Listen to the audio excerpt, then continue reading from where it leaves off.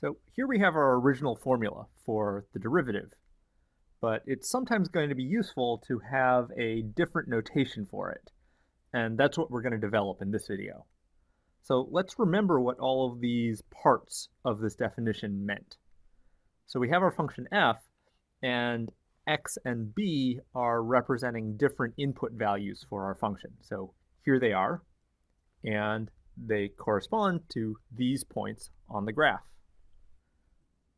Now, the b minus x in the denominator is referring to this horizontal distance, and the f of b minus f of x in the numerator, that's this vertical distance. So the quotient is a vertical distance over a horizontal one, and so it's the slope of this secant line. And then we take the limit as this point moves towards x, and that's our derivative.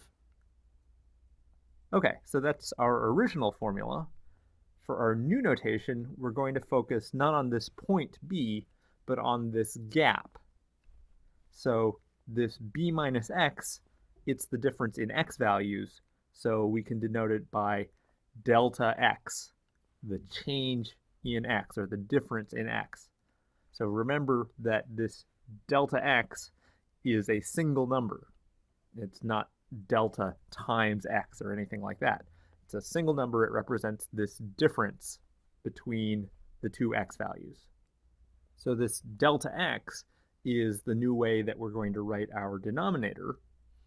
For the numerator, well, this numerator is the difference in f values.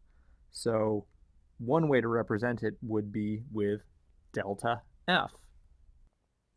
We could also write it in terms of delta x.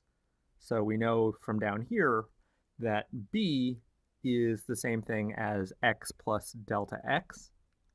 So instead of f of b minus f of x, we can put f of x plus delta x minus f of x. So our last question is, what do we do with this limit? So we're going to have the limit as something goes to something, but what is it? So what we want you to do is to take a moment and to think about what that's going to be using this new notation. And when you're done, we'll come back and we'll do an example of calculating the derivative using this new notation. All right?